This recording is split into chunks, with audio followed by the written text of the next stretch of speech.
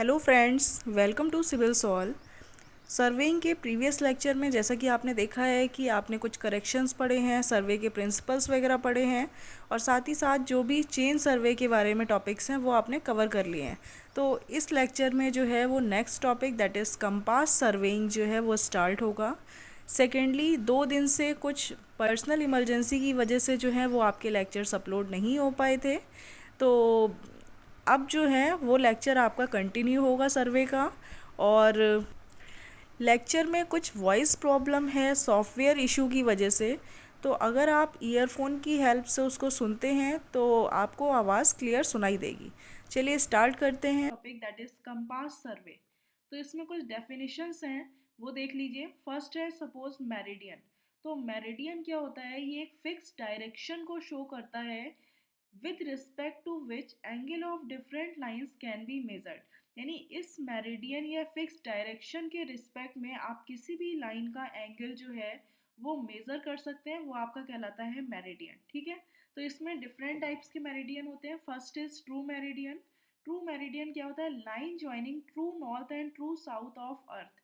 जैसे कि सपोज कोई अर्थ है, इस अर्थ के में जो नॉर्थ, ट्रू नॉर्थ और ये ट्रू साउथ, ये आपकी डायरेक्शंस होती है नॉर्थ पोल और साउथ पोल की। तो ये आपकी एक्सिस, ये आपका कहलाती है जो लाइन है ट्रू नॉर्थ और ट्रू साउथ को ज्वाइन करने वाली, ये आपकी कहलाती है ट्रू मेरिडियन। और ये आपकी एक्सिस होती है axis of rotation of earth. यानी जो अर्थ रोटेट करती है उसकी रोटेशन की एक्सिस भी होती है। तो रोटेट इस एक्सिस के अबाउट रोटेट करेगी तो इस टाइप से रोटेशन होता है, यानी ये रोटेशन जो है अर्थ का होता है। तो ये आपकी लाइन कहलाती है ट्रू मेरिडियन। यानी इस मेरिडियन के रिस्पेक्ट में अगर किसी भी लाइन का आपको जो है एंगल मेजर करना है तो हमेशा आप इस मेरिडियन के रिस्पेक्ट में करेंगे। तो एक टर्म आता है ट्रू बियरिंग। तो ट्रू मेरिडियन से जो आप एंगल मेज़र करते हैं वो आपका कहलाता है ट्रू बियरिंग। यानी एक लाइन की ट्रू बियरिंग है वो हॉरिजॉन्टल एंगल जो कि आप जिससे ट्रू मेरिडियन से मेज़र करते हैं। सपोज ये कोई ट्रू मेरिडियन है, ट्रू मेरिडियन यानी ट्रू नॉर्थ हो गया और ये आपका ट्रू साउथ हो गया। ठीक है, तो अगर आप देखते हैं सपोज कोई लाइन जो है ये है, तो इस लाइन का जो है आपको ट्रू बियरिंग फाइंड करनी है। तो ट्रू नॉर्थ से जो भी एंगल हॉरिजॉन्टल एंगल होगा इस लाइन का, सपोज ये एंगल अल्फा है, तो ये अल्फा जो है इस लाइन की क्या होगी? True bearing. तो ये एंगल आपका ट्रू बियरिंग कहलाता है। बियरिंग मतलब है एंगल फाइंड करना, मेरिडियन मतलब है वो डायरेक्शन या वो लाइन जो कि ज्वाइन कर रही है। ट्रू मेरिडियन है मतलब ट्रू नॉर्थ और ट्रू साउथ को ज्वाइन करने वाली लाइन, जिससे कि आप किसी भी लाइन का हॉरिजॉन्टल एंगल मेजर कर सकें। नेक्स्ट आता है मैग्नेटिक मेरिडियन। तो मैग्नेटिक मेरिडियन क्या होता है कि direction shown by freely floating and balanced needle free from all other attractive forces. यानी कि कोई भी सपोज आपकी, सपोज ये जो है आपका ट्रू नॉर्थ और ट्रू साउथ है, ठीक है, तो इसके पास आप मैग्नेट लेके गए तो क्या होगा? जैसे कोई निडल वगैरह लेके गए तो उस पर क्या होगा? मैग्नेट का इफेक्ट होगा। तो वो फ्रीली फ्लोट कर जाए जिस डायरेक्शन में, सपोज वो इस डायरेक्शन में, ये निडल जो है आपकी इस डायरेक्शन में फ्लोट कर गई, तो ये आपका कहलाता है मैग्नेटिक मेरिडियन।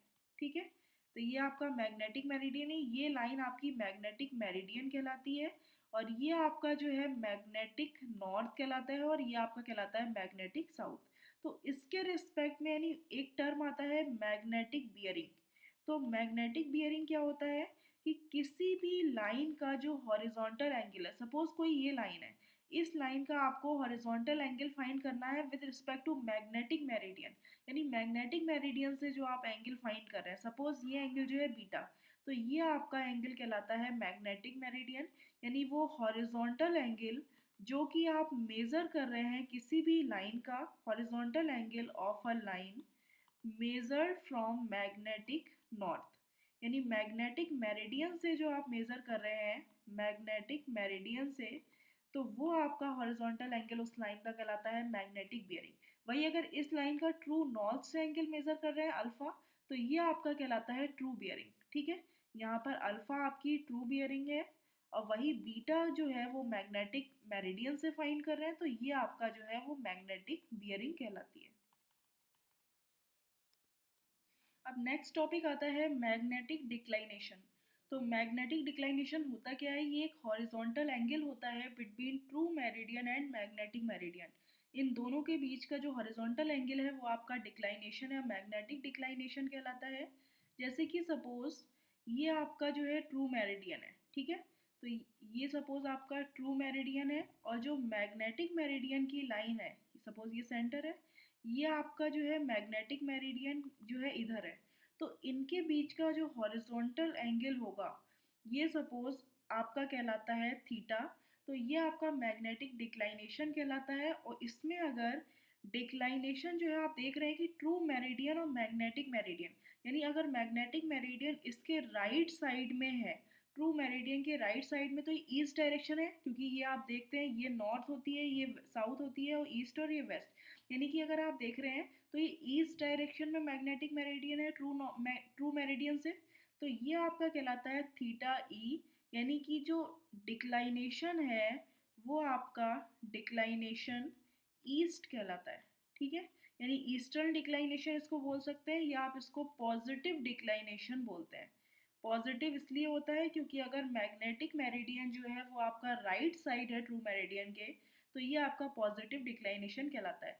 वही अगर सपोज आपका ये आपका ट्रू नॉर्थ है, ट्रू मेरिडियन है आपका, और ये मैग्नेटिक मेरिडियन जो है आपका इधर साइड है, यानी ये मैग्नेटिक मेरिडियन, जब आप इसमें मैग्नेट रखते हैं, निडल जो है इस डायरेक्शन में आपकी मूव करती है, तो ये आपका मैग्नेटिक मेरिडियन इधर साइड हो गया।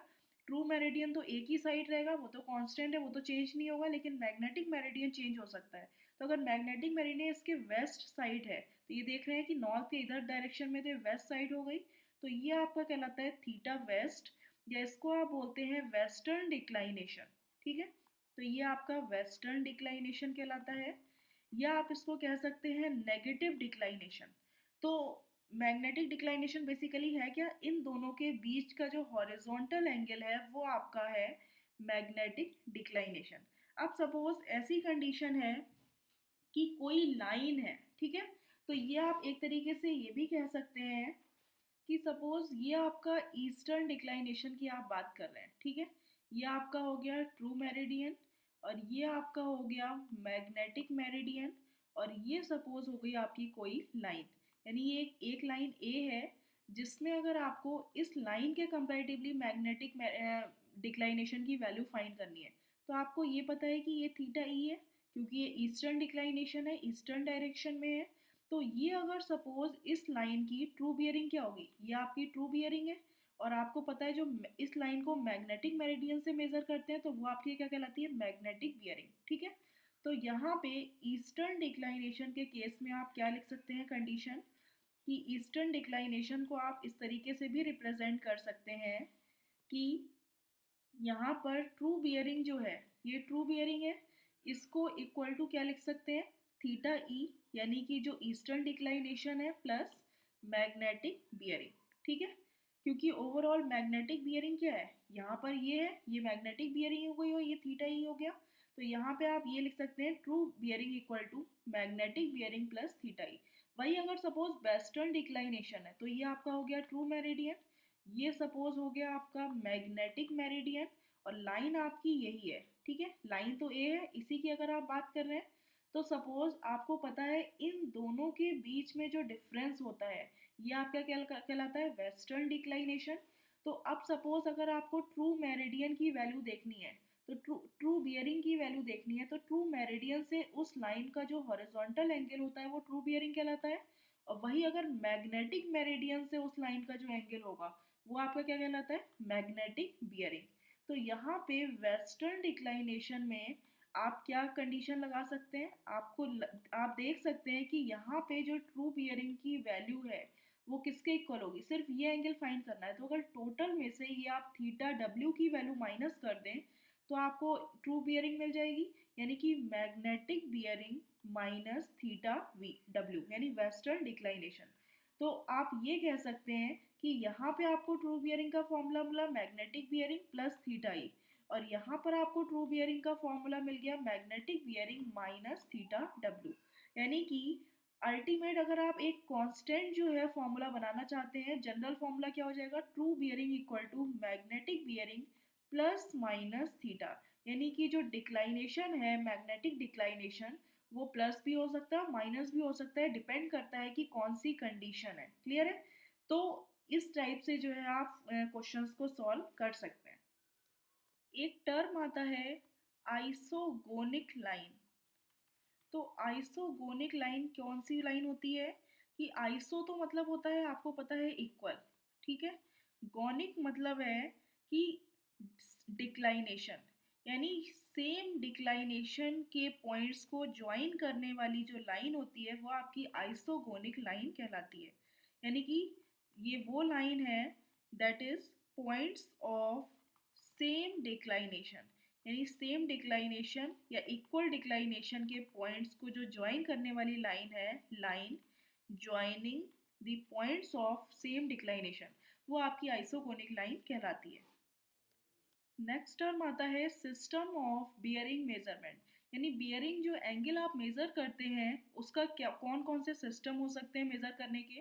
पहला आता है आपका होल सर्किल बियरिंग मेथड, जिसको आप शॉर्ट में WCB बोलते हैं, यानी कि होल सर्किल बियरिंग मेथड होता है। इसमें क्या होता है, जितने भी एंगल्स होते हैं वो आप हमेशा नॉर्थ डायरेक्शन से ही मेजर करेंगे। ठीक है, कोई भी अदर डायरेक्शन से आप मेज़र नहीं करेंगे। और सेकंड कंडीशन होती है कि सारे एंगल्स आप क्लॉकवाइज डायरेक्शन में ही मेज़र करेंगे।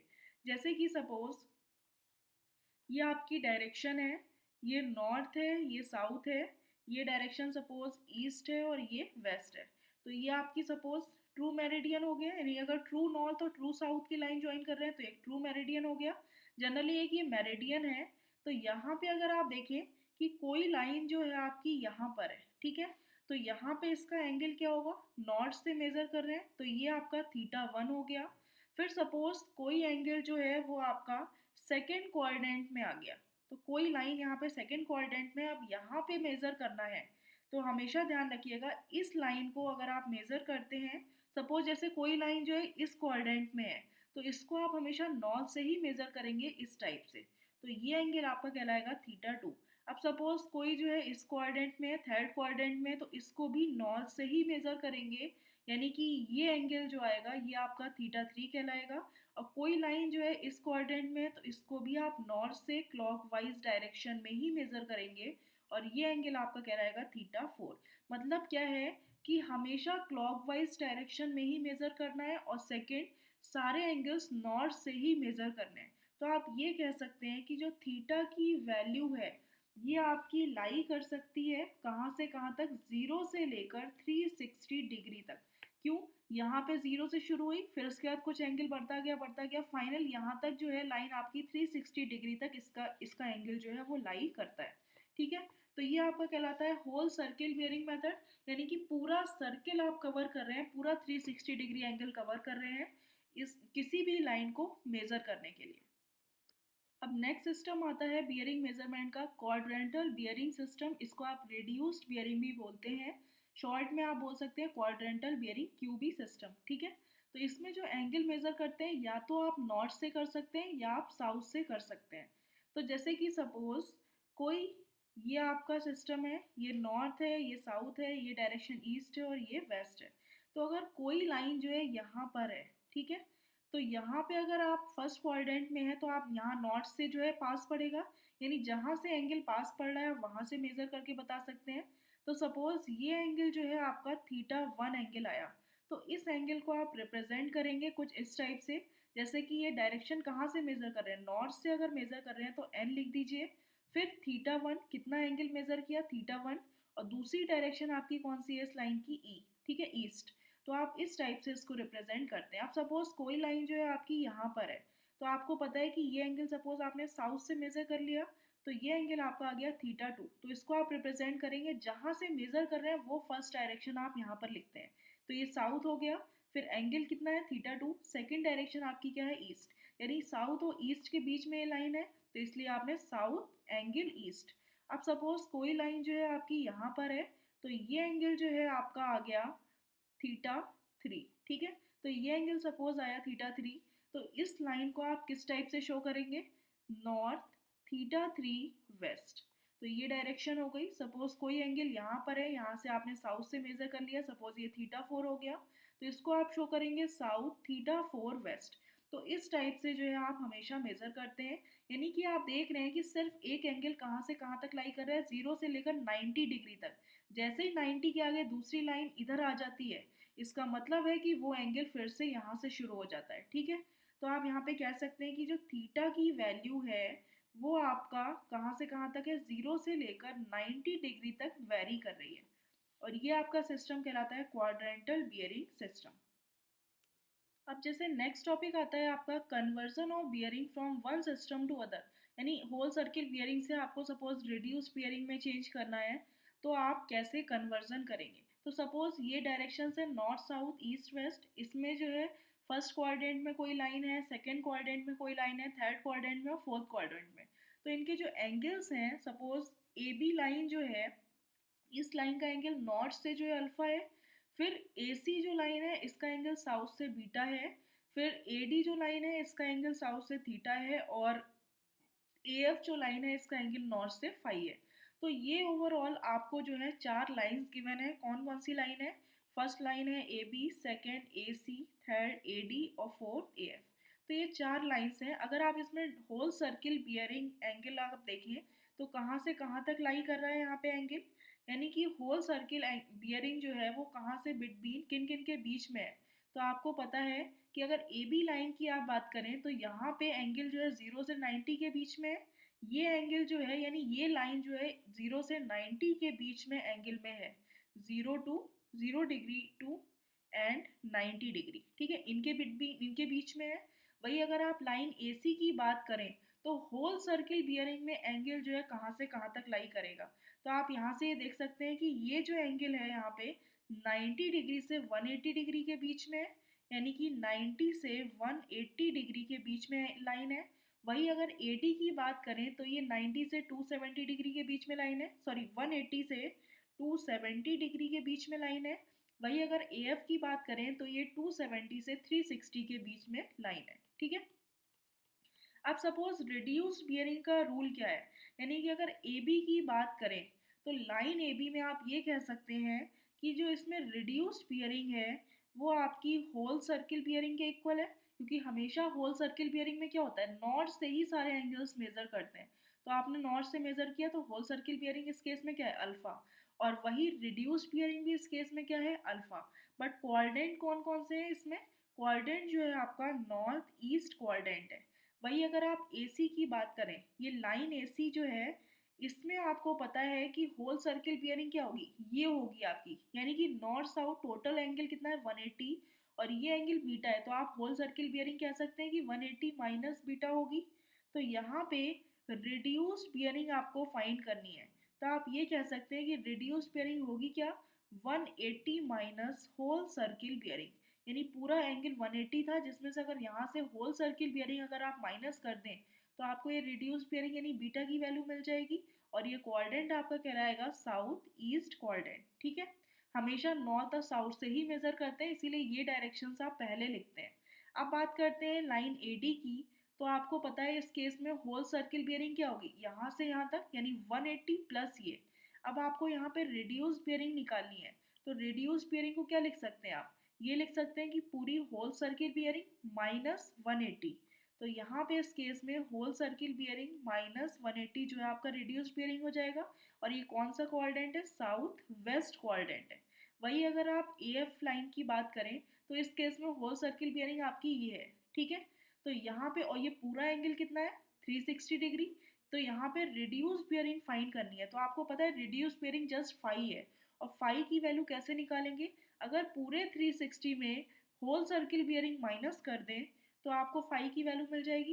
तो यहाँ पे आप लिख सकते हैं 360 माइनस होल सर्किल बियरिंग, तो ये आपको रेडियस बियरिंग मिल गई, और क्वाड्रेंट आपका कौन सा हो गया, नॉर्थ वेस्ट क्वाड्रेंट। तो इस टाइप से आप किसी भी एक सिस्टम से दूसरे सिस्टम में कन्वर्जन ईजिली कर सकते हैं। एक क्वेश्चन देख लीजिए, if magnetic bearing of a line is 165 degree, किसी लाइन की मैग्नेटिक बियरिंग 165 डिग्री है, फाइंड करनी है उसकी ट्रू बियरिंग। अगर डिक्लाइनेशन जो है वो 9 डिग्री वेस्ट है, तो 9 डिग्री वेस्ट है तो जस्ट आप इस टाइप से बना सकते हैं कि सपोज ये लाइन जो है आपकी ट्रू मेरिडियन है, और मैग्नेटिक मेरिडियन वेस्ट कब शो होगा, इसका मतलब है कि जब मैग्नेटिक मेरिडियन जो है ट्रू मेरिडियन से वेस्ट डायरेक्शन में हो, तो ये आपका हो गया मैग्नेटिक मेरिडियन, और ये आपका एंगल हो गया थीटा वेस्ट, जिसकी वैल्यू कितनी है, सपोज ये एंगल थीटा वेस्ट है जिसकी वैल्यू है 9 डिग्री। तो आप किसी लाइन की मैग्नेटिक बियरिंग दे रखी है, यानी कोई लाइन सपोज ये होगी, तो इस लाइन की मैग्नेटिक बियरिंग यानी मैग्नेटिक मेरिडियन से जो एंगल है वो आपका कितना दे रखा है, 165 डिग्री।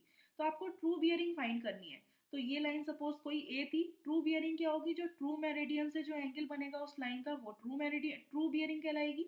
तो ये आपको ट्रू बियरिंग फाइंड करनी है। तो आपको पता है फर्स्ट केस में कंडीशन क्या हो जाएगी, ट्रू बियरिंग इक्वल टू हो जाएगा magnetic bearing minus theta west. ठीक है, तो यहाँ पे मैग्नेटिक बियरिंग आपको 165 डिग्री दी है, माइनस थीटा डब्ल्यू की वैल्यू 9 है, तो यहाँ पे 156 डिग्री आपको ट्रू बियरिंग की वैल्यू मिल गई। अब सेकंड केस में कह रहे हैं कि 4 डिग्री ईस्ट है डिक्लाइनेशन। इसका मतलब है कि जो ट्रू मेरिडियन है उससे मैग्नेटिक मेरिडियन ईस्ट डायरेक्शन में होगा, क्योंकि मैग्नेटिक मेरिडियन और ट्रू मेरिडियन के जो बीच का एंगल होता है वो आपका डिक्लाइनेशन कहलाता है। अब यहाँ डिक्लाइनेशन ईस्ट डायरेक्शन में, इसका मतलब है इधर हो गया, ये एंगल है 4 डिग्री। ठीक है, अब सपोज कोई लाइन है जिसका एंगल जो है वो लाइन का कितना है, मैग्नेटिक बियरिंग 165 डिग्री है। इसका मतलब है कि कोई सपोज यहाँ पे कोई लाइन होगी, ये ए लाइन है, तो इनके बीच का जो एंगल है ये आपका कितना है, 165 डिग्री, ये आपका है मैग्नेटिक बियरिंग। आपको ट्रू बियरिंग फाइंड करनी है, तो ट्रू मेरिडियन से उस लाइन का जो एंगल होगा वो आपका ट्रू बियरिंग कहलाती है। तो ये ओवरऑल आपकी कहलाएगी ट्रू बियरिंग। ठीक है, तो यहाँ पे ट्रू बियरिंग क्या हो जाएगी, magnetic bearing plus theta east. तो यहाँ पे मैग्नेटिक बियरिंग है 165 डिग्री, थीटा ईस्ट की वैल्यू है 4, तो ये आपकी ट्रू बियरिंग आ जाएगी 169 डिग्री। तो इस टाइप के क्वेश्चंस अगर ऑब्जेक्टिव में आते हैं तो आप इजीली इसको सॉल्व कर सकते हैं। अब जैसे नेक्स्ट क्वेश्चन है कि किसी लाइन की मैग्नेटिक बियरिंग दे रखी है S23 डिग्री ईस्ट, और डिक्लाइनेशन जो है उसका दे रखा है 12 डिग्री वेस्ट और 8 डिग्री ईस्ट, ये दो कंडीशंस है। तो आपको ट्रू बियरिंग जो है लाइन की फाइंड करनी है। तो आपको पता है हमेशा अगर इस टाइप से क्वाड्रेंटल बियरिंग सिस्टम में अगर आप दिया है तो आप सबसे पहले तो इसको होल सर्किल बियरिंग में कन्वर्ट कर सकते हैं। तो अगर सपोज 12 डिग्री वेस्ट डिक्लाइनेशन है, इसका मतलब है कि ये आपका ट्रू मेरिडियन हो गया, और वेस्ट है यानी कि जो मैग्नेटिक मेरिडियन होगा वो आपका वेस्ट डायरेक्शन में होगा ट्रू मेरिडियन से। तो ये एंगल जो है थीटा आपको दे रखा है 12, थीटा वेस्ट 12 डिग्री। ठीक है, तो आपको मैग्नेटिक बियरिंग दे रखी है किसी लाइन की S23 डिग्री ईस्ट। मतलब क्या है कि सपोज ये नॉर्थ डायरेक्शन है, ये साउथ डायरेक्शन है, ये ईस्ट है और ये वेस्ट है। तो यहाँ पे ये कोई लाइन दे रखी है साउथ ईस्ट में, तो ये डिग्री है, ये एंगल है आपका 23 डिग्री। ठीक है, तो ये आप निकाल सकते हैं, ये कितना हो जाएगा, यानी 180 माइनस 23। तो जब कोई लाइन है, सपोज ये कोई लाइन है, तो इसकी मैग्नेटिक बियरिंग कितनी है, ये मैग्नेटिक बियरिंग हो गई, इसकी वैल्यू हो गई 180 माइनस 23 डिग्री, यानी होल सर्किल बियरिंग में आपने इजिली कन्वर्ट कर लिया। तो अब आपको जो है इस लाइन का ट्रू मेरिडियन फाइंड करना है, तो सॉरी ट्रू बियरिंग फाइंड करनी है। तो आपको पता है ट्रू मेरिडियन से उस लाइन का जो एंगल है वो ट्रू बियरिंग कहलाता है। तो ये आपका यहाँ से ट्रू बियरिंग है। तो आप क्या लगा सकते हैं, फर्स्ट केस में ट्रू बियरिंग इक्वल टू क्या हो जाएगा, theta west sorry magnetic bearing, जो ओवरऑल पूरी ये मैग्नेटिक बियरिंग है, इसमें से अगर थीटा वेस्टर्न डिक्लाइनेशन माइनस कर दें तो आपको ट्रू बियरिंग मिल जाएगी। तो मैग्नेटिक बियरिंग कितनी है, 180 माइनस 23, ये तो आपका मैग्नेटिक बियरिंग है, माइनस थीटा डब्ल्यू कितना है 12। तो इसको जब आप सॉल्व करेंगे तो ये आपका आ जाएगा 145 डिग्री। अब आपको ये ध्यान रखना है कि अगर magnetic bearing quadrantal bearing system में दिया हुआ है तो हमेशा ट्रू बियरिंग को भी उसी में कन्वर्ट करना ज़रूरी होता है। तो सपोज जैसे कि कोई लाइन ये थी 145 डिग्री, यानी ये आपका 145 डिग्री ट्रू बियरिंग मिल गई। तो आपको पता है कि ये डायरेक्शन क्या होगी, साउथ और ईस्ट डायरेक्शन है, इसमें ये एंगल आएगा 90 प्लस इतना है, तो 145 डिग्री यहाँ पर कहीं आ रहा होगा। तो आपको क्या करना है, ये एंगल निकालना है, क्योंकि अगर ये सिस्टम क्वाड्रेंटल बियरिंग सिस्टम में है तो आपको भी यहाँ से ये एंगल फाइंड करना है साउथ से। तो ये एंगल कितना हो जाएगा, 180 माइनस 45। तो यहाँ पे आप लिख सकते हैं साउथ 180 माइनस 145 ईस्ट। ठीक है, ये डायरेक्शन हो गई, तो ये आपका आ गया साउथ 35 डिग्री ईस्ट। तो ये आपकी फाइनली ट्रू बियरिंग हो जाएगी। अब नेक्स्ट क्वेश्चन क्या है, जो 8 डिग्री ईस्ट जो है वो डिक्लाइनेशन है, यानी आपकी suppose true bearing true meridian ये है और मैग्नेटिक मेरिडियन ये है। तो इनके बीच का जो ईस्ट डायरेक्शन में जो एंगल है ये आपका कितना है 8 डिग्री। तो थीटा ईस्ट जो है वो 8 डिग्री है। अब सपोज कोई लाइन है यानी जिसकी मैग्नेटिक बियरिंग कितनी है, ये एंगल सपोज 180 माइनस 23 है, मैग्नेटिक बियरिंग इतनी है।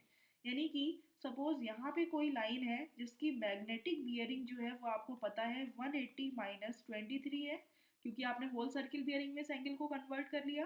तो ट्रू बियरिंग क्या हो जाएगी, ट्रू बियरिंग ये पूरी होगी। यानी इस केस में ट्रू बियरिंग का फॉर्मूला क्या होगा, theta east plus magnetic bearing. ठीक है, तो यहाँ पे थीटा ईस्ट की वैल्यू 8 है प्लस मैग्नेटिक बियरिंग की वैल्यू है 180 माइनस 23 डिग्री। तो इसको जब सॉल्व करेंगे तो 165 डिग्री आ जाएगा। इसको कन्वर्ट करना है आपको ट्रू क्वाड्रेंटल सिस्टम में। तो ये हो गया south direction into 180 minus 165 east. तो ये आपका आ जाएगा क्वाड्रेंटल बियरिंग सिस्टम में true bearing as 15 degree east. तो ये आपकी ट्रू बियरिंग इस टाइप से फाइंड कर सकते हैं। नेक्स्ट टर्म आता है fore bearing and back bearing. तो फोर बियरिंग और बैक बियरिंग क्या होता है, किसी लाइन का सपोज कोई लाइन है ये पी क्यू, इस लाइन की जो है आपको फोर बियरिंग और बैक बियरिंग फाइंड करनी है।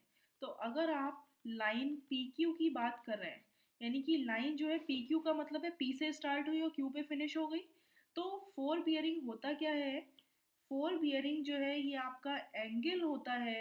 एंगल, बियरिंग का मतलब है angle, angle at first point. तो जो फर्स्ट पॉइंट है लाइन का वो क्या है पी। तो फर्स्ट पॉइंट पे जो एंगल है लाइन का वो आपका कहलाता है फोर बियरिंग।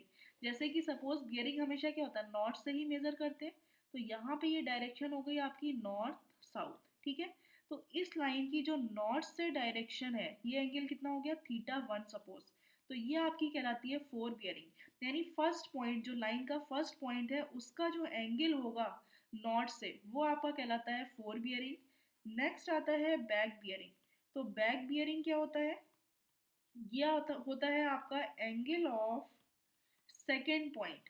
यानी जो लाइन का सेकेंड या लास्ट पॉइंट है उस लाइन का एंगल आपका कहलाता है बैक बियरिंग। अब सपोज ये डायरेक्शन है आपकी नॉर्थ साउथ की, ठीक है, तो ये नॉर्थ साउथ हो गया। अब ये लाइन आपकी ये आ रही है, तो हमेशा इस केस में जो है वो आपका क्या होगा, होल सर्किल बियरिंग ही अडॉप्ट कर लेते हैं। तो होल सर्किल बियरिंग अगर आप देखें तो इसकी बैक बियरिंग क्या होगी, ये एंगल आ रहा होगा। यानी लास्ट पॉइंट का जो एंगल है ये एंगल सपोज थीटा 2 है, तो ये आपकी कहलाती है बैक बियरिंग। तो ध्यान रखिएगा, यानी कि फॉर अगर सपोज अब वही अगर केस आ गया, अब मैं ये कह रही हूँ कि फॉर लाइन क्यूपी, यानी लाइन क्यूपी में बताइए, तो क्यूपी का मतलब है लाइन क्यू से शुरू हुई और पी पे फिनिश हो गई। तो इस केस में जो फोर बियरिंग होगी वो आपकी अब क्या होगी, क्यू पॉइंट पे जो एंगल होगा, यानी स्टार्टिंग पॉइंट पे जो एंगल है फर्स्ट पॉइंट पे यानी थीटा 2। अब वही इस केस में बैक बियरिंग क्या हो जाएगी इस लाइन की, थीटा 1। ठीक है, तो ये आपकी कहलाती है फोर बियरिंग और बैक बियरिंग। किसी भी लाइन का स्टार्टिंग पॉइंट पे जो एंगल होता है वो आपका फोर बियरिंग होता है, और जो लास्ट पॉइंट यानी बैक पॉइंट जो होता है उस पर जो बियरिंग होती है वो आपकी बैक बियरिंग कहलाती है। अब यहाँ से आप देख सकते हैं कि ये लाइन है, इसका मतलब है कि ये एंगल जो है इस एंगल के इक्वल होगा, क्योंकि कोई भी लाइन होती है अगर आप यहाँ पे देखिए तो ये एंगल क्या होगा, इस एंगल के इक्वल होता है। तो ये एंगल जब इस एंगल के इक्वल है तो ये एंगल कितना बचा, 180 डिग्री। तो आप ये कह सकते हैं कि जो फोर बियरिंग है theta 1 which is equal to क्या हो जाएगा 1, यानी थीटा 2 माइनस 180 कह सकते हैं यहाँ पे, क्योंकि ये एंगल आपको चाहिए जो कि थीटा 1 है। तो आपको टोटल एंगल में से अगर 180 माइनस कर दें तो आपको ये एंगल मिल जाएगा, यानी theta 1 equal to theta 2 minus 180 degree. तो आप ये कह सकते हैं कि जो थीटा 2 माइनस थीटा 1 है that is equal to 180 degree. यानी जो फोर बियरिंग और बैक बियरिंग का डिफरेंस होता है वो हमेशा 180 डिग्री होता है, अगर कोई भी उसमें अट्रैक्शन, लोकल अट्रैक्शन का इफेक्ट नहीं पड़ रहा है। यानी एग्जैक्ट लाइन की अगर आप बात कर रहे हैं तो उनके बीच का एंगल 180 डिग्री होना चाहिए। अब वो अलग चीज़ है कि यहाँ पे आप देख रहे हैं कि क्या हो रहा है कि फोर बियरिंग अगर फोर बियरिंग की वैल्यू यहाँ पर ज़्यादा है तो fore bearing minus back bearing की वैल्यू 180 हो गई। यहाँ पर अगर आप देखें तो बैक बियरिंग की वैल्यू ज़्यादा है, इसका मतलब back bearing minus four bearing की वैल्यू 180 डिग्री हो गई। मतलब इनके बीच का जो डिफरेंस होगा वो हमेशा 180 डिग्री रहेगा। अगर जो डिफरेंस है between four bearing and back bearing, यानी फोर बियरिंग और बैक बियरिंग का जो डिफरेंस है वो आपका 180 डिग्री है, तो इसका मतलब है कि जो स्टेशंस हैं वो आपके फ्री है लोकल अट्रैक्शन से, यानी सारे पॉइंट्स जो हैं वो फ्री हैं फ्रॉम लोकल अट्रैक्शन, कोई भी पास में अट्रैक्शन नहीं है जिसकी वजह से इनका एंगल चेंज हो रहा है। वही अगर इनके बीच में एंगल जो है 180 डिग्री नहीं आ रहा है, इसका मतलब है कहीं वहाँ पर लोकल अट्रैक्शन की इफेक्ट है जिसकी वजह से इनका एंगल 180 डिग्री आपको नहीं मिल पा रहा है। अब सपोज कोई क्लोज ट्रेवर्स है, जैसे ये क्लोज ट्रेवर्स हो गया, तो इसके बीच का जो ओवरऑल इंटरनल एंगल्स का सम है, ये इंटरनल एंगल है, ये इंटरनल एंगल है, ये सारे इंटरनल एंगल्स हैं, तो इनके बीच का जो सम होता है, sum of all internal angles in a close traverse, ये होता है आपका, इसका फॉर्मूला होता है which is equal to 2n-4 into 90 degree, या आप ये कह सकते हैं 2 कॉमन ले लें तो डायरेक्टली बोल सकते हैं n-2 पाई, या आप डायरेक्टली यहाँ पे लिख दें पाई की जगह 180 डिग्री। तो ये ओवरऑल सम होता है। अगर इनका सम ये 180 इतना नहीं आ रहा है तो इसका मतलब है कि कहीं ना कहीं लोकल अट्रैक्शन का इफेक्ट है जिसकी वजह से इसमें इनका सम ओवरऑल इतना नहीं मिल रहा है। अब जैसे कहीं ट्रायंगल की बात करें, तो यहाँ पे ट्रायंगल में आप देख रहे हैं कि टोटल कितनी साइड्स हैं, 3 साइड्स हैं, तो यहाँ n की जगह क्या हो जाएगा, साइड्स 3 पुट कर देंगे, तो n इक्वल टू क्या होता है आपका नंबर ऑफ साइड्स, कितनी साइड्स हैं। तो सपोज n की जगह अगर 3 यहाँ पुट करेंगे तो 3-2 इंटू पाई कितना हो जाएगा, 180 डिग्री। आपको पता है ट्रायंगल के इंटरनल एंगल का सम कितना होता है, 180 डिग्री। वही अगर रेक्टेंगल की बात करें तो आपको पता है इनके बीच का जो सम होता है वो कितना होता है, यहाँ पे पुट कर दीजिए, साइड्स क्या है 4, तो इसके बीच 4-2 इंटू पाई, तो आपको ये भी पता है कि इनके बीच का जो सम होता है वो 360 डिग्री होता है, यानी कि अगर 4 साइड्स हैं तो उनके बीच का सम 360 डिग्री होगा। अब वही यहाँ पे जितनी भी साइड्स हैं वो साइड्स की वैल्यू पुट कर दीजिए, तो ओवरऑल सम आ जाएगा इंटरनल एंगल्स का। अब सपोज आपको कैलकुलेट करना है किसी भी ट्रेवर्स के इंटरनल एंगल्स, तो कैसे कैलकुलेट करेंगे, if a close traverse bearing are given, आपको सपोज कोई क्लोज ट्रेवर्स है जिसकी बियरिंग्स गिवन है, तो A B B C C D D ये सारी लाइन्स है जिनकी फोर बियरिंग और बैक बियरिंग आपको क्वेश्चंस में गिवन है। आपको इंटरनल एंगल्स जो है इनके फाइंड करने हैं। तो सबसे पहला स्टेप होता है कि आप जो ट्रेवर्स की फोर बियरिंग और बैक बियरिंग दी है उसके थ्रू आप ट्रेवर्स को ड्रॉ कर लीजिए, ड्रॉ दी ट्रेवर्स, ठीक है। तो सपोज आपने जो ट्रेवर्स ड्रॉ किया वो सपोज आपका कुछ इस टाइप का आ गया, ये आपका ट्रेवर्स आ गया, ठीक है, ये सपोज स्ट्रेट लाइन है, ये आपका एक ट्रेवर्स मिल गया A B C D and E. तो ट्रेवर्स ड्रॉ करने के बाद अब आपको क्या करना है, एक क्लॉकवाइज सर्किल ड्रॉ कर लीजिए ट्रेवर्स के अंदर, यानी जो भी रोटेशन आप चलाएंगे वो क्लॉकवाइज डायरेक्शन में ही चलाएंगे। फिर उसके बाद नेक्स्ट स्टेप आपको करना क्या है कि स्टेप 2 में क्या किया आपने, ड्रॉ क्लॉकवाइज सर्किल, ठीक है। इसके बाद आपको करना है स्टेप 3 में इंटरनल एंगल फाइंड करने हैं। तो इंटरनल एंगल क्या है, सपोज ये ए एंगल फाइंड करना है, तो आपको पता है कि अगर इस पॉइंट पे ए पॉइंट पे अगर आप ये नॉर्थ डायरेक्शन ड्रॉ करते हैं तो ए ई यानी जो एंगल है ए ई का, तो ए ई की वैल्यू क्या होगी, यानी आपने ए ई इसलिए शो किया है, इसका मतलब है कि आप यहाँ पे ए ई लाइन को बता रहे हैं कि ए पॉइंट पे क्या एंगल होगा। तो आपको पता है ये एंगल टोटल क्या हो गया इतना, ये ए ई एंगल हो गया, और वही ए बी के लिए अगर आप देखें तो ये आपका एंगल हो गया ए बी। तो आपको ये इंटरनल एंगल ए की वैल्यू फाइंड करनी है यानी अंदर। तो अगर आप ये कह सकते हैं कि ए ई में से अगर ए बी आप माइनस कर दें तो क्या एंगल ए की वैल्यू मिल जाएगी आपको। तो यहाँ से ए एंगल की वैल्यू कितनी होगी, ए ई माइनस ए बी, ठीक है।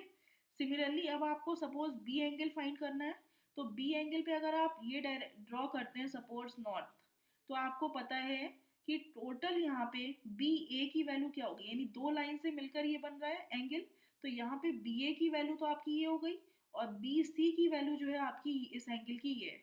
इसका मतलब है कि जो इंटरनल एंगल हो गया बी वो किसके इक्वल होगा, बी ए माइनस बी सी का। फिर सिमिलरली आपने सी एंगल फाइंड किया, तो सी एंगल में सपोज ये नॉर्थ डायरेक्शन आपने ड्रॉ करी, तो आपने देखा कि सी बी का जो एंगल है वो सपोज ये है, और सी डी का एंगल जो है आपका ये है, ठीक है। तो इनके बीच का जो इंटरनल एंगल है वो आपको फाइंड करना है। यहाँ पे भी अब आप क्या करेंगे, सिंपली सी से जो पहले जो लाइन आ रही थी C B minus C D का जो एंगल है वो कर दीजिए, ठीक है, कुछ नहीं सोचना है, बस बिना सोचे समझे ये देख लीजिए, इससे पहले जो लाइन है नहीं क्लॉकवाइज डायरेक्शन में चल रहे हैं, तो ये आपकी पहली लाइन हो गई। तो यहाँ पे D C minus D E, ठीक है। वही ई एंगल की अगर आप बात करें तो क्या होगा, ई डी माइनस ई ए, यानी इससे पहले जो लाइन थी ई डी उसका एंगल माइनस ई ए। अब यहाँ पे अगर आप देखेंगे तो आपने क्या किया, सी बी माइनस ये एंगल माइनस ये एंगल कर दिया, इसका मतलब है ये वैल्यू नेगेटिव आएगी। और इसको अगर आप देखते हैं सॉल्व करके, तो आप यहाँ पे सपोज ये एंगल आपको इंटरनल एंगल फाइंड करना है, आपकी लाइन कुछ इस टाइप से है, ये नॉर्थ डायरेक्शन है, ये आपकी सी बी इधर जा रही है और ये आपकी सी डी जा रही है। तो आपको पता है सी डी की वैल्यू क्या है, आपकी ये है, और सी बी की वैल्यू जो है आपकी ये है, ठीक है। तो यहाँ पे अगर ये इंटरनल एंगल फाइंड करना है तो आपको पता है सी इक्वल टू क्या होगा, डायरेक्टली आप बोल सकते हैं सी डी, यानी ये पूरा एंगल जो है इसमें से पहले तो आप सी बी माइनस कर दीजिए, ये माइनस कर दिया तो आपको सिंपली इतना एंगल बचा, ठीक है, ये वैल्यू बची। तो अगर पूरे 360 में ये वैल्यू माइनस कर दें तो आपको इंटरनल एंगल मिल जाएगा, यानी कि 360 minus C D minus C B कर दें तो आपको ये वैल्यू जो है आपकी सी एंगल की मिल जाएगी। तो इस टाइप से ओवरऑल सॉल्व करना चाहिए था। तो लेकिन क्या है, सपोज अगर आप इसको सॉल्व करते हैं तो यहाँ पे ये वैल्यू आपकी आ जाएगी C V minus C D, suppose इसको कर दीजिए minus C D plus C B.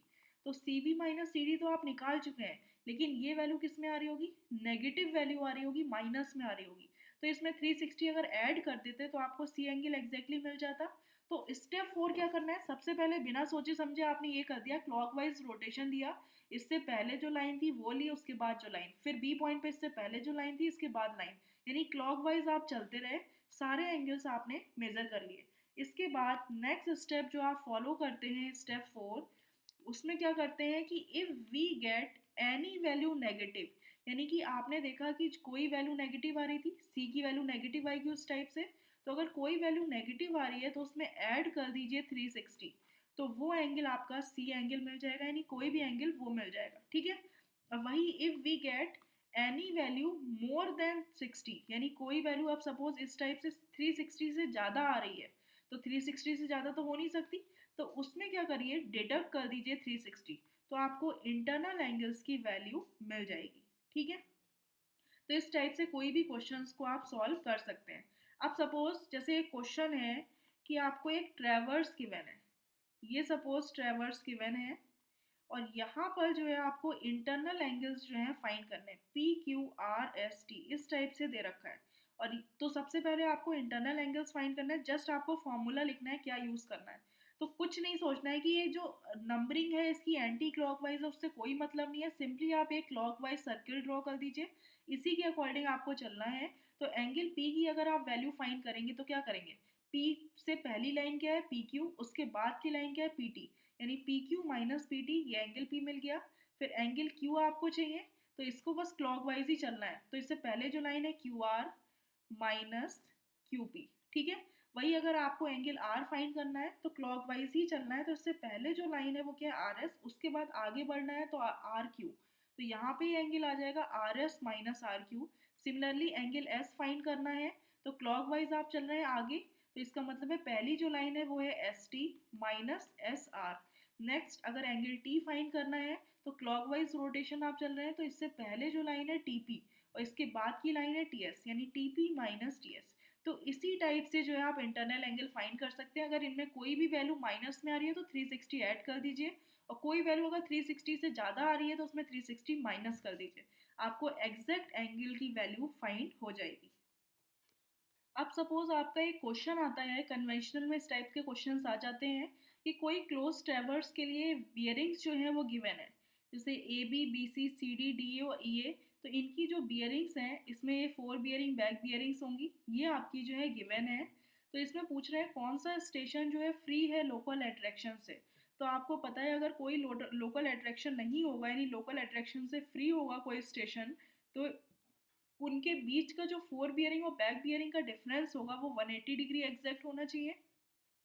तो अगर आप इन दोनों के बीच में डिफरेंस देखें तो 180 डिग्री नहीं आ रहा है, यहीं से डायरेक्टली आप देख रहे हैं 15 मिनट का डिफरेंस आ रहा है, यहाँ पे आप देख सकते हैं 15 मिनट का डिफरेंस मिल रहा है, तो ये भी लोकल अट्रैक्शन से फ्री नहीं है। यहाँ पर आप देख रहे हैं 35 मिनट 35 मिनट, तो ये तो जीरो हो गया, 345 माइनस 165, यानी ये जो डिफरेंस है यहाँ पे अगर आप डिफरेंस देखें तो ये 180 डिग्री इन दोनों के एंगल के बीच में मिल रहा है। वही अगर यहाँ पर देखें 45 मिनट, तो यहाँ डायरेक्टली मिल रहा है, यहाँ भी 45 मिनट, यानी सिर्फ ये जो स्टेशन है ये आपका फ्री है लोकल अट्रैक्शन से। तो आप इस टाइप के क्वेश्चंस को कैसे सॉल्व करते हैं, नेक्स्ट पार्ट है करेक्ट द बियरिंग। अब बियरिंग्स जो है आपको करेक्ट बियरिंग बतानी है कि हर स्टेशन की फोर बियरिंग और बैक बियरिंग करेक्ट कौन कौन सी है, ठीक है। तो ध्यान रखिएगा, सपोज अगर किसी भी इसमें अगर आप डिफरेंस लेते हैं और किसी पॉइंट पे 180 डिग्री डिफरेंस मिल जा रहा है, इसका मतलब है सी भी आपका फ्री है लोकल अट्रैक्शन से और डी भी आपका फ्री है लोकल अट्रैक्शन से, ठीक है। तो सबसे पहले आपको करना क्या है कि जितने भी पॉइंट्स हैं ट्रेवर्स में, जैसे ए बी सी डी और ई, तो कोई भी ट्रेवर्स इन पॉइंट से मिलकर बना है, तो आप सिंपली क्या करें, सबसे पहले यहाँ पर लाइंस लिख दीजिए। जैसे एक लाइन जो है ए बी शुरू हुई, तो ए बी उसका अपोजिट उधर साइड से लाइन बी है।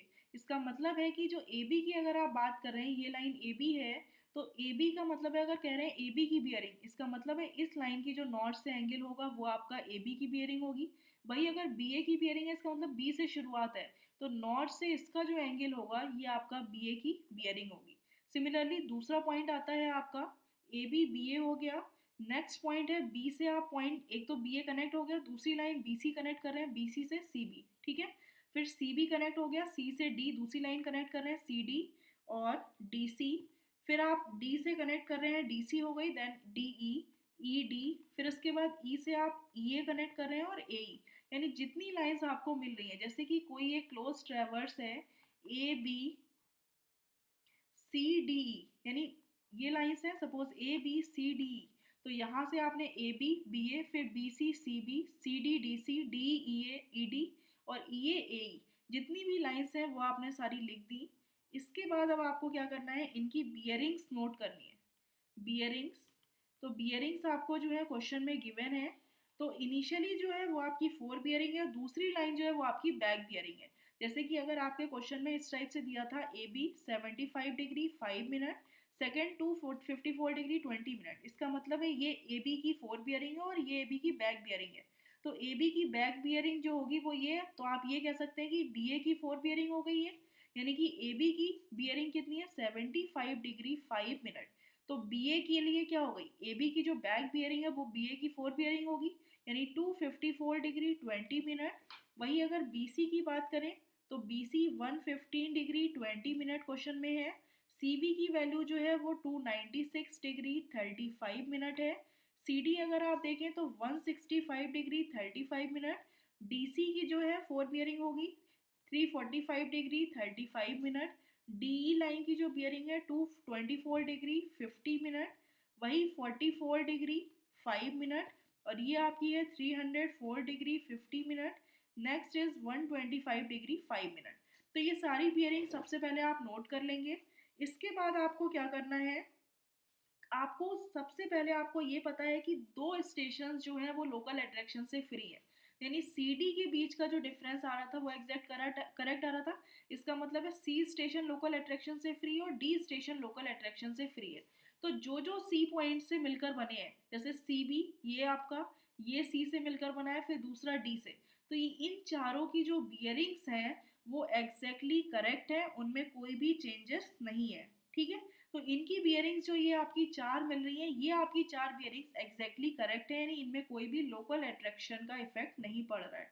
तो आप सबसे पहले क्या करते हैं, इसके बाद जो नेक्स्ट लाइन लिखते हैं दैट इज करेक्शन। करेक्शन के बाद आप यहाँ पे एक करेक्ट बियरिंग की पॉइंट बनाते हैं, करेक्ट बियरिंग आपको यहाँ पे लिखनी है। इसके बाद जो है आप फाइनल कैलकुलेशन यहाँ पर करते हैं, ठीक है।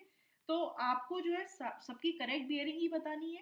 तो अगर आप जो जो स्टेशंस लोकल अट्रैक्शन से फ्री हैं, तो वहाँ पे तो कोई भी करेक्शन नहीं होना, तो डायरेक्टली आप जीरो लिख सकते हैं क्योंकि इनमें कोई भी लोकल अट्रैक्शन नहीं है, यानी एग्जैक्ट ये करेक्ट बियरिंग है। तो जब ये करेक्ट बियरिंग है तो इनको आप डायरेक्टली लिख सकते हैं उठा के, 296 डिग्री 35 मिनट करेक्ट बियरिंग है, 165 डिग्री 35 मिनट करेक्ट बियरिंग है। अब कैसे करेक्ट है, जैसे कि सी बी की वैल्यू जो है आपको, सी बी की वैल्यू जो है आपको गिवन है 296 डिग्री 35 मिनट, ये वैल्यू है 165 डिग्री 35 मिनट, और ये है आपकी 345 डिग्री 35 मिनट, और ये है लास्ट में आपकी 224 डिग्री 50 मिनट, ठीक है। अब आपको जो है और बियरिंग जो है करेक्ट लिखनी है यहाँ पर। तो यहाँ पे ये कह सकते हैं नहीं 180 डिग्री का बीच का डिफरेंस होता है। तो यहाँ से आप शुरू कर दीजिए, जैसे कि डी की वैल्यू जो है आपको गिवन है 224 डिग्री 50 मिनट। तो इसका मतलब है जो ई डी की वैल्यू होगी वो इन दोनों के बीच में डिफरेंस कितना होना चाहिए 180 डिग्री। तो यहाँ पे जस्ट आपने जब कैलकुलेशन करी तो 224 डिग्री 50 मिनट माइनस 180 डिग्री आपने किया, तो ये वैल्यू कितनी आ गई यहाँ पर, ये आपकी आ गई 44 डिग्री 50 मिनट। ठीक है, तो यहाँ पे आप देख रहे हैं कि 44 डिग्री 5 मिनट है। इसका मतलब है कि इसमें अगर आप 45 मिनट जो है ऐड कर दें तो आपको ये करेक्ट बियरिंग 44 डिग्री 50 मिनट मिल जाएगी। ठीक है, तो आपने जस्ट क्या किया 45 मिनट जो है करेक्शन कर दिया 0 डिग्री 45 मिनट का। अब आपको पता है ईडी की वैल्यू जो है आप निकाल चुके हैं। अब आपको ईए की वैल्यू फाइंड करनी है। तो जो करेक्शन ई स्टेशन पे 45 मिनट का हुआ है तो वही ई पॉइंट पे यहाँ पे भी करेक्शन होगा। तो सिंपली आप क्या करेंगे प्लस 45 मिनट यहाँ पे ऐड कर दीजिए। तो ये रीडिंग आपकी एग्जैक्ट करेक्ट रीडिंग आ जाएगी 304 डिग्री 90, ये आपकी आ गई 50 मिनट प्लस 45 मिनट। ठीक है, आपका कितना होगा 95 मिनट। 95 में से 60 माइनस कर देंगे तो 1 डिग्री इक्वल टू कितना होता है 60 मिनट। तो यहाँ पे आप ये लिख सकते हैं 305 डिग्री और ये आपका हो गया 35 मिनट। ठीक है, तो ये आपका करेक्ट हो गया। तो जब ए की वैल्यू 305 डिग्री 35 मिनट है तो ए की वैल्यू में इनके बीच में डिफरेंस क्या होगा 180 डिग्री का होगा। तो जस्ट यहाँ पे 305 डिग्री 35 मिनट माइनस 180 डिग्री कर दीजिए, तो ये आपको करेक्ट बियरिंग मिल जाएगी 125 डिग्री 35 मिनट। तो जब 125 डिग्री 35 मिनट मिल गया और यहाँ पे सिर्फ 5 मिनट, इसका मतलब है कि 0 डिग्री 30 मिनट अगर आप ऐड कर दें इसमें तो आपको एग्जैक्टली करेक्ट बियरिंग मिल जाएगी। तो जब ए पॉइंट पे ए पे जो लोकल अट्रैक्शन का इफेक्ट है वो 30 मिनट का डिफरेंस शो कर रहा है, तो यहाँ पे करेक्शन आपने ए पॉइंट पे 30 मिनट का कर दिया। तो सिमिलरली आप यहाँ पे आ जाइए तो ए पॉइंट पे यहाँ पर भी करेक्शन कितने का होगा 30 मिनट का होगा। तो जस्ट आपने एग्जैक्टली 30 मिनट ऐड कर दिए। फिर इसके बाद अब आपने देखा कि ओवरऑल ये कितना करेक्ट बियरिंग आ गई आपकी 75 डिग्री 35 मिनट जो है आपकी करेक्ट बियरिंग मिल गई। तो ए बी जो है और बी ए के बीच में डिफरेंस 180 डिग्री का होता है। इसका मतलब है कि अब ये वैल्यू तो कम है 180 से, अगर आप इसमें जो है 75 डिग्री 35 मिनट में 180 डिग्री ऐड कर दें तो आपको बी ए की रीडिंग आ जाएगी। तो 70 डिग्री 35 मिनट जब आपने ऐड किया तो ये वैल्यू आ गई आपकी 255 डिग्री 35 मिनट। ठीक है, तो जब 255 डिग्री 35 मिनट है तो आप यहाँ पे देख सकते हैं कि करेक्शन कितने का करें तो आपको ये 35 मिनट मिल जाए, यानी कि 15 मिनट जो है अगर आप इसमें ऐड कर दें तो आपको, सॉरी 255 डिग्री 35 मिनट है, इसका मतलब है कि 1 डिग्री और 15 मिनट अगर आप ऐड कर दें 1 डिग्री 15 मिनट अगर ऐड कर दें तो आपको ये करेक्ट रीडिंग मिल जाएगी। तो बी पर जो है लोकल अट्रैक्शन का इफेक्ट इतना है, तो यहाँ पे बी पॉइंट ये भी है तो यहाँ पर भी इफेक्ट क्या होगा, जस्ट आप 1 डिग्री 15 मिनट आप ऐड कर दीजिए तो ये आपको करेक्ट बियरिंग मिल जाएगी। ये कितनी हो जाएगी 116 डिग्री 35 मिनट। अब आपको पता है बी सी और सी बी ये तो है, इन दोनों में 180 डिग्री का डिफरेंस होता है, यानी अगर 116 डिग्री 35 मिनट में 180 डिग्री ऐड कर दें, क्योंकि 180 से कम है तो इसलिए आप 180 ऐड कर दीजिए, तो आपको एग्जैक्टली जो है 296 35 मिनट जो है आपको करेक्ट बियरिंग सीबी की मिल जाएगी, जो कि ऑलरेडी आप देख रहे हैं कि आपको एग्जैक्ट बियरिंग मिल चुकी है। तो इस टाइप से जो है अगर आप क्वेश्चन आता है तो इस टाइप से आप एग्जैक्टली करेक्ट बियरिंग को फाइंड कर सकते हैं।